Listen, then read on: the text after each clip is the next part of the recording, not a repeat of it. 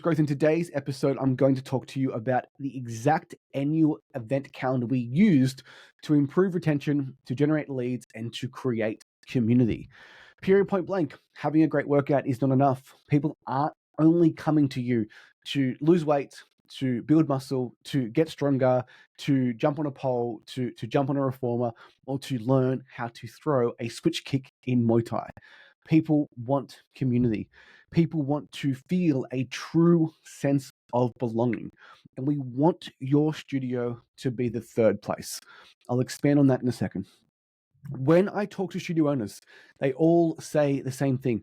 We have a great community. We have a great community. We have a great community. But it's not, do you have a great community or you have a bad community? It is, how great is your community? What is the strength of your community? What is the number that tells you that you have a great community? Is it the retention rate? Is it how many referrals you get because your community cannot stop talking about you? Or is it how many people do you get to your events?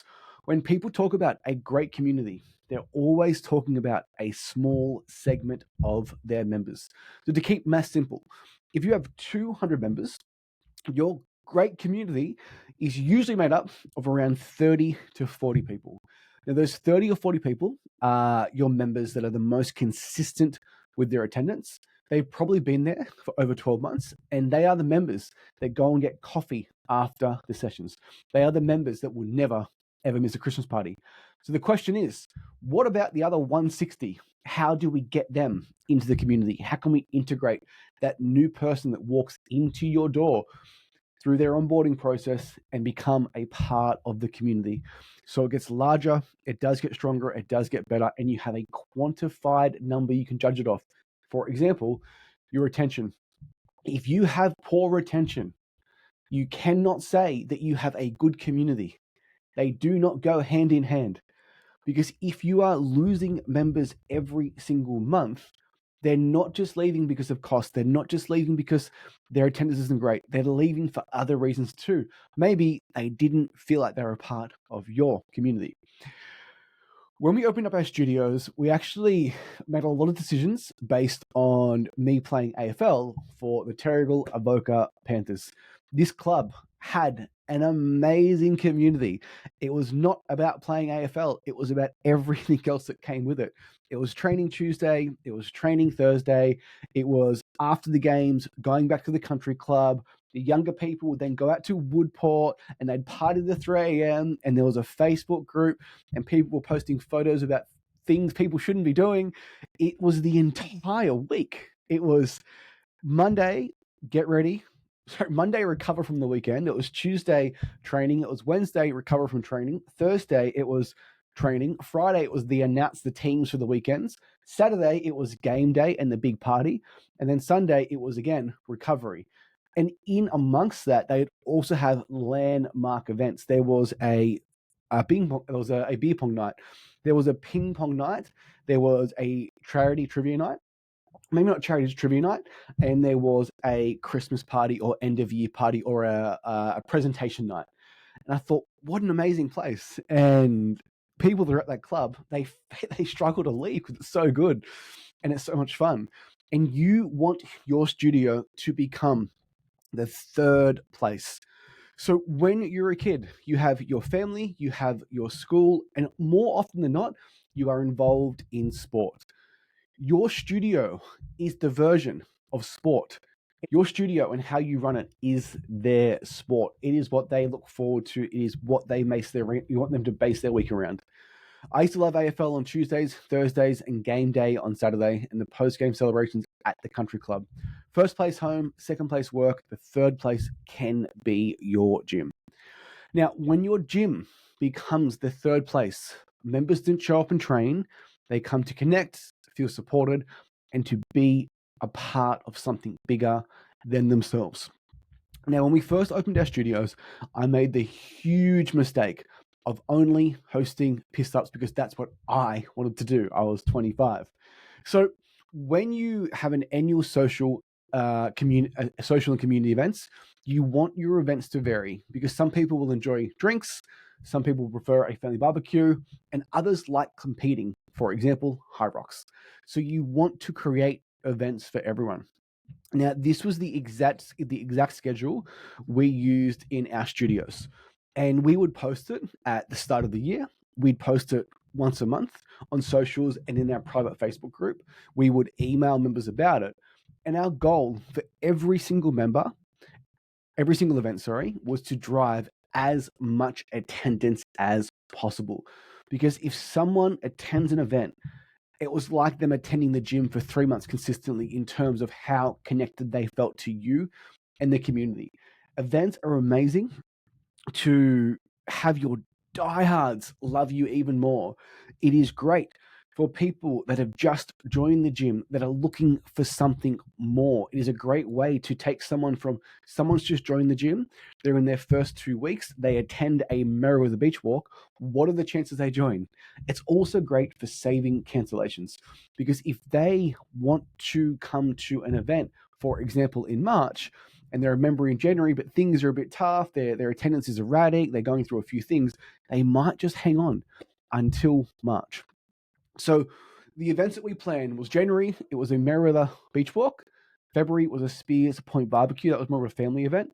March was Barefoot Bowls. We also wanted to have events that would tie in the younger crowd, and then obviously we'd go out after.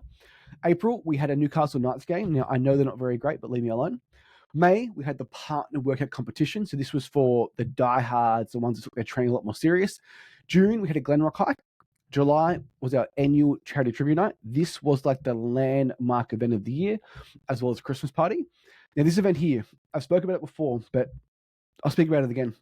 We raised $66,000 for local families in need, something I'm super proud of.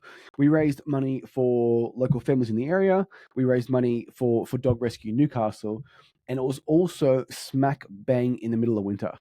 So we started advertising this event after, like in April, May, and June, 3 months before. We would choose table captains. We would have people commit to trivia and to pay for trivia in April. So what that does, as winter rolls around, if they come into trivia, they're going to keep their membership. Then all of a sudden, this trivia night was July 26th, or that weekend, also my birthday weekend.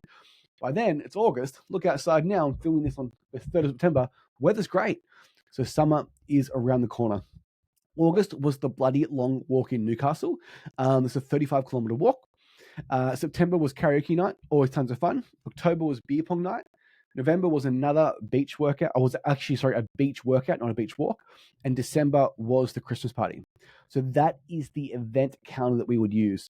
At the top, I said, how can you generate leads as well as improve retention, create community? So to improve retention and create community, actually have a calendar. Have it hanging up in the wall in your studio. Get people to look forward to it. However, how do you generate leads? Well, January, very simple. Bring a friend for free. Merriweather is packed Saturday and Sunday mornings. Wear your studio attire. It is great advertising. February, Spears Point Barbecue, same thing. Invite friends and families, particularly if you get lots of husbands down or lots of wives down. Barefoot Bowls, again, bring a friend for free. That's just more about having fun. Newcastle Knights game, bring a friend for free. Partner workout competition, so they could bring a person within the gym or from outside the gym, or they could partner up with their partner. Glenrock hike, bring a friend for free. Again, great for husbands, wives. The annual charity trivia night, this was a huge lead generator for us. So most people in this event would bring their friends or their family, or they might get an entire table of their friends. So every single person that walks through the door, name, phone number, email, and then you would contact them after the event, thanking them just to start that conversation. The Bloody Long Walk, very similar to the beach walk, bring a friend for free, also wear attire. The Bloody Long Walk, I'm sure same as the Sydney Marathon, there is like thousands of people doing it. So thousands of people will see you walking in your attire. Karaoke night, pretty straightforward, just like Barefoot Bowls, just have a great time. Not everything is generate leads. Beer pong night, bring a friend for free. Remember with the beach workout, same thing, bring a friend for free. Christmas party was bring a friend for free. So if you have a